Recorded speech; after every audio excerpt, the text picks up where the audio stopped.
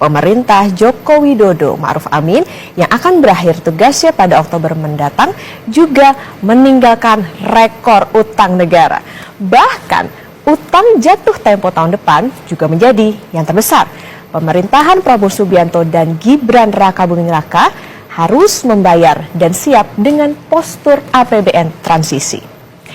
Nah, saudara, inilah posisi utang negara selama era pemerintahan Presiden Joko Widodo di awal menjabat atau di tahun 2014. Nah, ini total utang saat itu masih di 2.609 triliun rupiah dan terhadap PDB ini rasionya 24,75%. 5 tahun berjalan. Nah, ini 2019 atau tepatnya di sini ya, nih nilai utang ini naik hampir 100%, yaitu 4.778 triliun rupiah dengan rasio terhadap PDB yakni 29,8%. Kalau dilihat dari 2014 sampai 2019 ini naiknya agak-agak tipis-tipis ya nih, dari 24,75 ke 26,84, 26,99, 29,22 sampai di 29,98 dan 29,80. Tapi kita lihat ya, ini dari 2019 ke 2020 lonjak ya, dari utangnya ini dari 4.778,60 triliun jadi 6.074,56 triliun dengan rasio terhadap PDB-nya adalah 38,68. Nah, di April 2024 jangan kaget, utang pemerintah era Jokowi ini melambung sampai 8.338,4 triliun rupiah atau melonjak 216% dari posisi pertama yang tadi saat menjabat, yaitu di tahun 2014. Selama 10 tahun terakhir, utang pemerintah ini bertambah 5.644 triliun rupiah. Sebagai catatan, di ujung masa jabatannya, meski utang masih terus naik, Jokowi mulai lebih berhati-hati dalam mengelola utang pasca pandemi.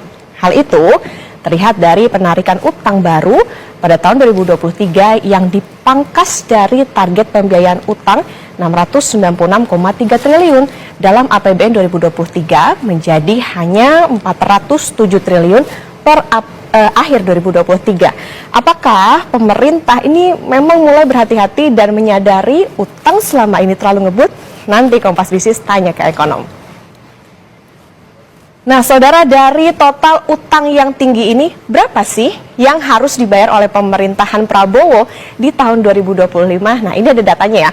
Total tahun depan utang jatuh temponya yang ini nih adalah 788,6 triliun. Jadi 705,5 triliun rupiahnya ini dalam bentuk surat berharga negara atau surat utang negara atau obligasi. Nah, sisanya atau 94,83 dari pinjaman ini adalah atau lebih dari 90% ya, utang jatuh tempo ini terbit di tahun 2014. Nah, ini menjadi catatan karena di tahun depan pemerintahan Prabowo dan Gibran justru harus ngegas dengan berderet target ambisius seperti makan siang gratis. Terus bagaimana dengan pengelolaan APBN tahun depan? Nah, kemarin di DPR, Menteri Keuangan bilang defisit APBN tahun ini targetnya 2,29% dari total anggaran. Tahun depan, defisitnya sedikit dinaikkan menjadi 2,45 sampai 2,8% dari total kebutuhan anggaran. Sedikit di bawah batas aman yang diatur undang-undang saat ini, yaitu 3%. Nah, yang bisa kita artikan adalah ketika defisit anggaran ini melebar, pemerintah di tahun depan masih akan mencetak utang. Jatuh tempo di tahun depan ini akan diselesaikan dengan utang baru. Nah, ini juga nanti kita akan tanya ke ekonom.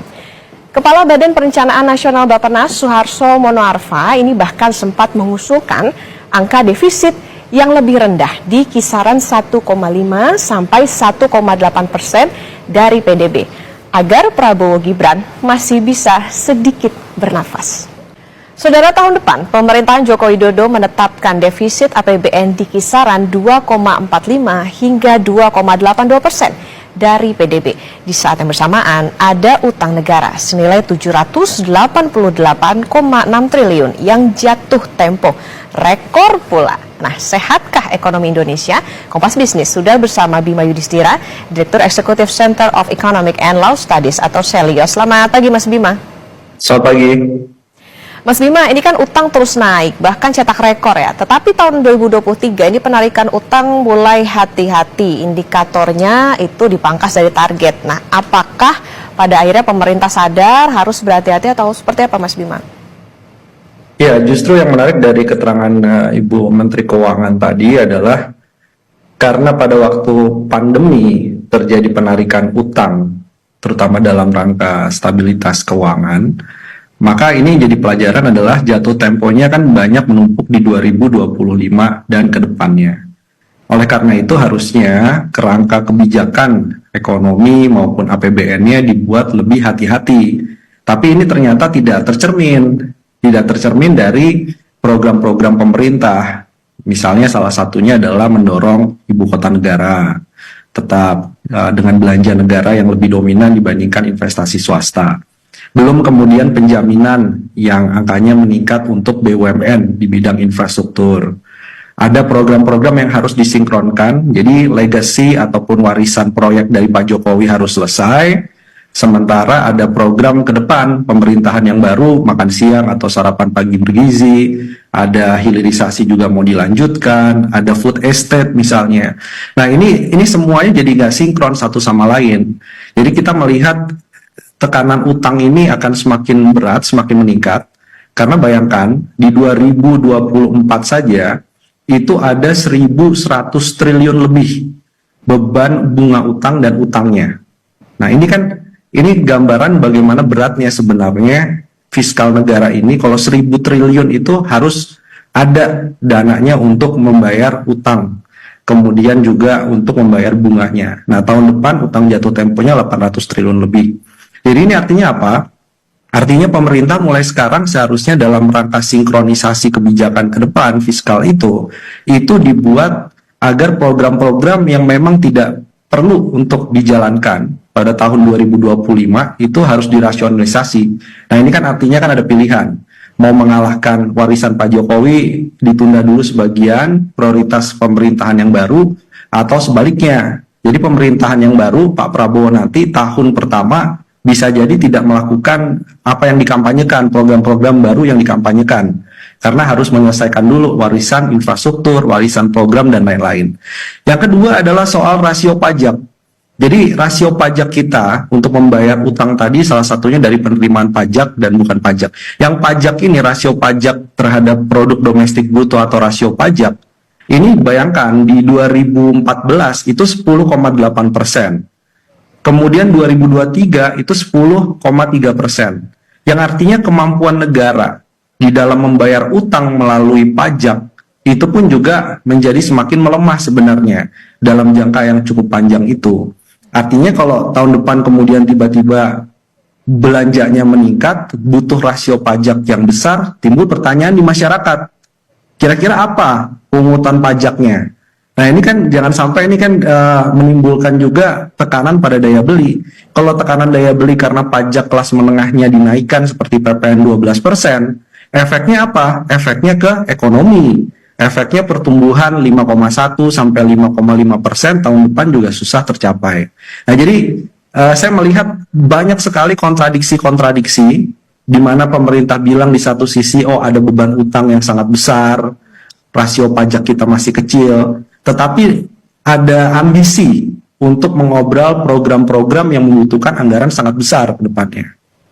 Oke, artinya memang di pemerintahan yang baru ini harus dilihat juga ya, maksudnya skala prioritas mana yang harus dilanjutkan karena dari warisan pemerintahan sebelumnya, kemudian juga nanti harus dihitung juga terkait dengan kebijakan apa nih yang bisa dilakukan setelah melanjutkan yang sebelumnya, kebijakan-kebijakan yang sebelumnya. Nah, Mas Bima, ini kan ada utang jatuh tempo yang rekor di tahun depan. Nah, tapi di saat bersamaan, defisit APBN juga diperlebar. Apakah bisa disimpulkan bahwa utang tahun depan yang akan dibayar ini itu dengan utang yang baru atau gimana?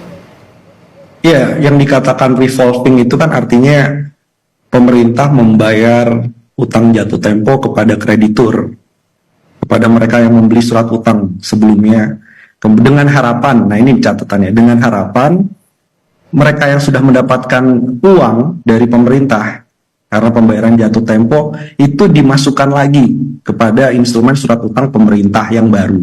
Artinya memang gali lubang tutup lubang. Kalau itu tiap tahun terjadi, tapi tahun depan mungkin angkanya akan jauh lebih besar.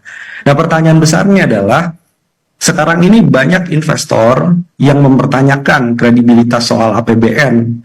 Karena apa? Karena banyak sekali tadi program-program yang belum selesai di era Pak Jokowi, bahkan bagaimanapun dipaksakan ibu kota negara itu masih dalam progres yang sangat jauh misalnya, dan masih butuh APBN yang sangat besar. Sementara di sisi yang lain, program-programnya tadi mengantri banyak sekali ini ke depannya program pemerintahan Pak Prabowo.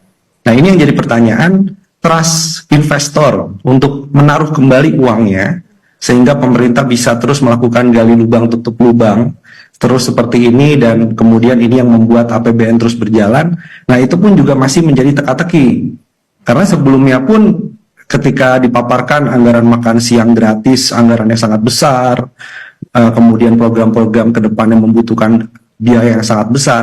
Ini yang jadi pertanyaan untuk meyakinkan para pelaku pasar yang memegang surat utang ini apa yang mau dikorbankan. Nah, ini yang belum ketemu jawabannya. Karena kemarin kan misalnya ada Tapera.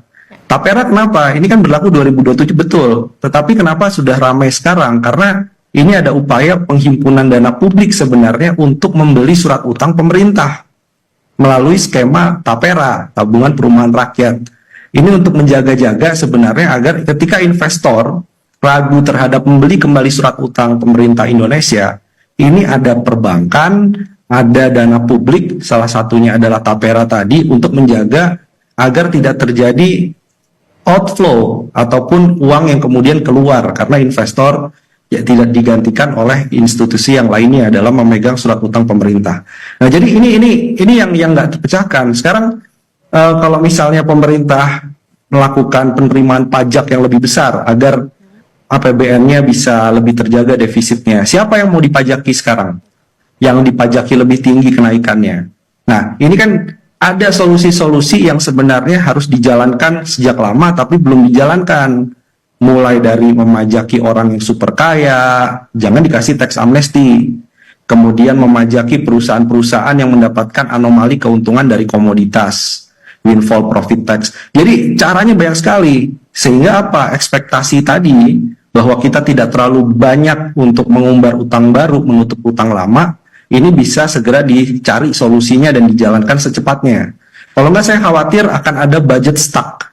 Jadi budget stuck ini adalah ketidakmampuan budget ataupun anggaran untuk menjalankan program-program pemerintah, terutama program-program yang prioritas. Nah, karena tidak dicari jalan keluar dari sisi pajak, dari sisi belanja, juga dari sisi bagaimana mengurangi rasio utang secara signifikan. Menarik tadi soal bagaimana kepercayaan masyarakat. Nah, ini kemarin Mas Bima Sri Mulyani sempat bilang nih, resiko utang jatuh temponya tidak akan jadi masalah kalau APBN-nya ini kredibel dan kondisi politiknya stabil. Nah, gimana Mas Bima memaknai ini? Sinyal apa sih sebetulnya yang dilempar oleh Menkyu? Ya, memang ini kan yang jadi permasalahan, ada salah satu wacana besar untuk menambah misalnya nomenklatur kementerian di pemerintahan yang baru. Sementara kalau untuk mengakomodir konsolidasi politik yang sangat besar dengan membentuk kementerian lembaga baru, ini berapa budgetnya, berapa anggarannya. Itu pun juga yang menjadikan tadi kredibilitas politik dan anggaran itu salah satunya masalahnya di sana. Kemudian yang berkaitan juga dengan misalnya kredibilitas APBN politik, ini arah subsidi energi, ini kemana arahnya? Apakah tahun pertama akan ada pemangkasan subsidi energi? Tapi kalau subsidi energi dipangkas, banyak kelas menengah rentan juga yang akan kena.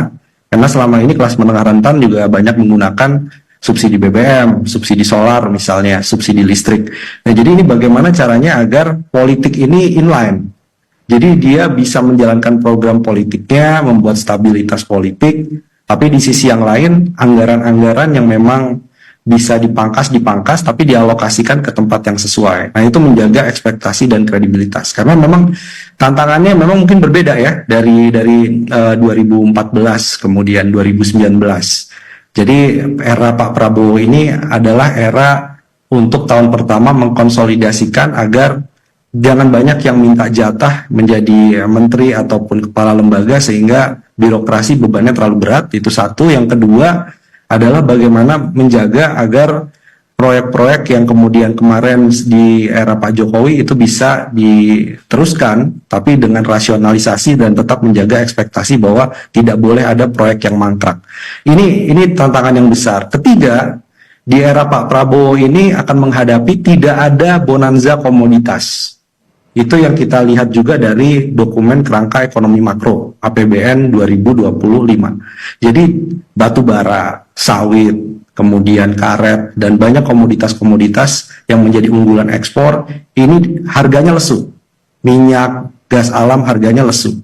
Dan ini membuat penerimaan negara dari pajak dan bukan pajak menjadi agak sulit di awal pemerintahan Pak Prabowo.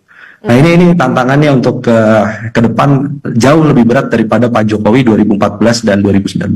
Artinya menjalankan kebijakan juga harus realistis ya sama anggarannya. Nah, berarti Mas Bima, apakah di pemerintahan Pak Prabowo sama Mas Gibran ini perlu ada refocusing anggaran? Mana yang lebih penting? Potong subsidi atau potong anggaran kementerian?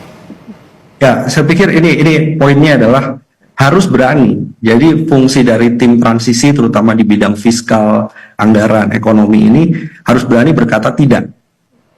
Jadi ini fungsi dari Bu Sri Mulyani juga sebenarnya dan kabinet yang ada sekarang untuk berkata bahwa ini tidak bisa dijalankan. Ini yang harus kemudian menjadi prioritas. Itu yang kemudian harus jadi rem.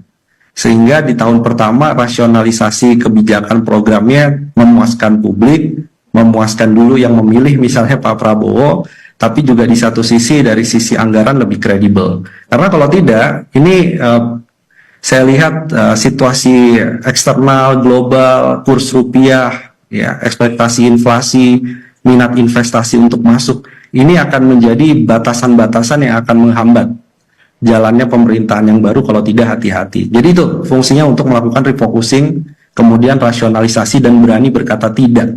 Bahwa ada program yang lebih penting Pak, ini ditunda dulu untuk tahun kedua dan tahun ketiga.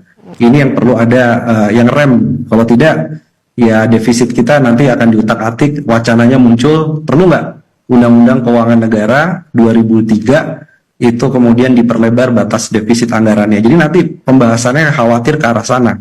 Dan itu ternyata juga kurang begitu bagus bagi rating surat utang kita dan kemampuan menyerap dana publik untuk pembiayaan pembangunan.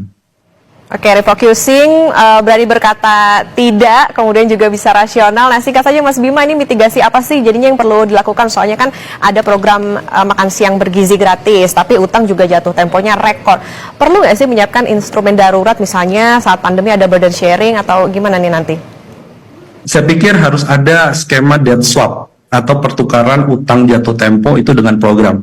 Jadi timnya Pak Prabowo itu disarankan membuka ruang dialog bagi para kreditur untuk menukar program sarapan bergizi gratis ataupun makan siang gratis, susu gratis, karena ada kaitannya dengan penurunan stunting dan penurunan angka kemiskinan misalnya, itu bisa bicara dengan kreditur untuk mengurangi pokok utangnya.